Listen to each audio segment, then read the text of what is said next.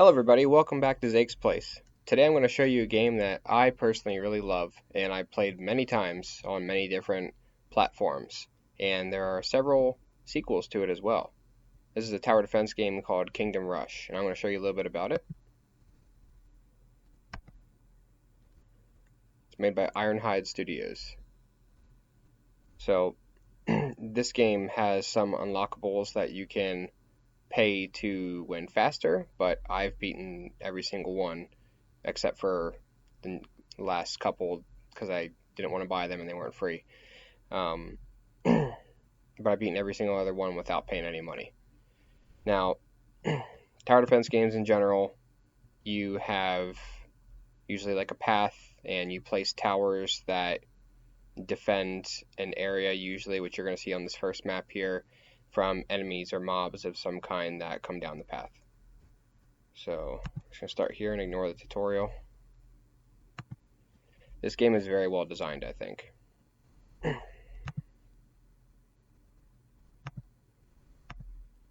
So in this game you have four types of towers. Barracks, which are going to train kind of meat shields to stop enemies in their tracks. Artillery, which is going to have splash damage, physical splash damage.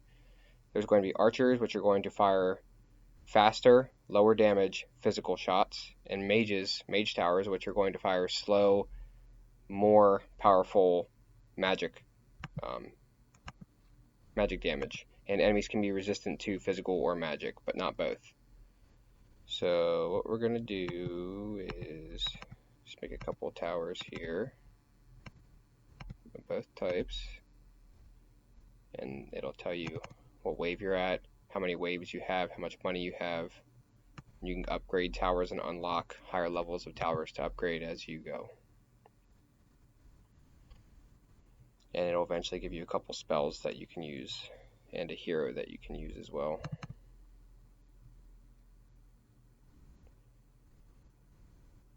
See, this game's fun. There's a lot of little clickables in each stage, like click the sheep a bunch of times. Oh, he explodes. Sometimes it gives you an achievement for that too. Yes, I know. So one of the spells you have is called Reinforcements, and you can upgrade them as well. And just gives you a couple, I think they last for about 30 seconds or so, a couple extra melee guys.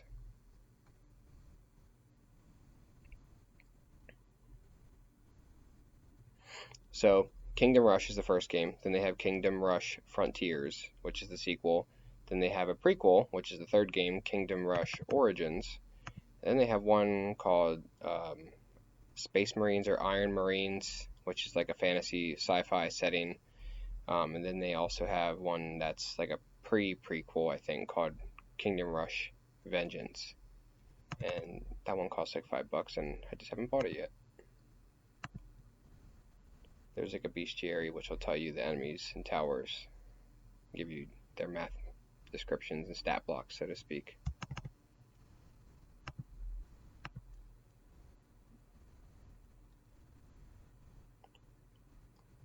Plump, plump, plump, plump, plump, plump, plump, plump. They'll never stop me.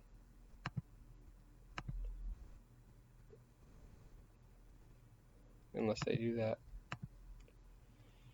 So usually the name of the game in here is setting up strategic choke points with splash damage and taking advantage of different enemies' weaknesses. Sometimes you want just a few towers that are very highly upgraded. Sometimes you want multiple towers across the whole map. Sometimes there's gimmicks that you have to follow to beat the level.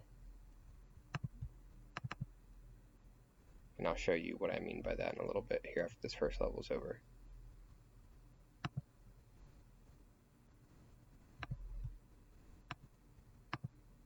And you have 20 lives, by the way. Each little enemy that gets past it is going to use a life. And some enemies will take more than one life, sometimes 3 or 5, or if it's a boss, it'll take all of them. At the end, based on how many hearts you have left, you will get a number of stars to use in upgrades. If you lose If you have 18 to 20 health left, you will have 3 stars. I think 17 to 10 left is 2 stars, and below 10 you get 1 star. If you lose them all, you don't get any and you fail the stage. So what happens here is you get upgrades. You can upgrade each of the 4 towers, and then your 2 spells. I always immediately go for the reinforcements. It'll reduce their cooldown, make them stronger, and eventually give them a ranged weapon as well. In your hero room, you cannot unlock these yet, but they will basically be like a super unit that you can level up and move around the stage to help you. And when they die, they just respawn in about 20-30 seconds or so. And there's some achievements as well, which don't give you anything, just if you're a completionist. So once you beat the game, once you beat the level, you can go through and get 2 more stars by doing what they call the Heroic Challenge and the Iron Challenge, and they're each going to have little gimmicks you have to follow. Usually the more difficult one is going to be the Iron Challenge, because for this one, for example, it'll say no archer, no mage. So you're going to have to use, and you have 1 life on these special ones. That's it. So you're going to have to use just melee and just splash damage, which for the early levels aren't going to be really difficult, but it gets way difficult later on. Now usually you're going to have about, I think, 4 to 5 stages in the same area, then a boss, then it'll go around 4 to 5 stages and a boss, and then end, I think, over here with this game, if I remember correctly, with the last boss of the game. You can check out the enemies and their stat blocks if you forget. So it's a really fun game. I'd give it a look. I enjoy it. I have it on my phone currently. I'm just replaying through all of them again that I have, and yeah, I'd really give the developers some credit, Ironhide Studios, and go check them out, and maybe purchase some of their stuff as well and support them so they can continue to make really good tower defense games and others as well. All right, if you liked the video, like, subscribe, leave a comment, and I'll see you next time.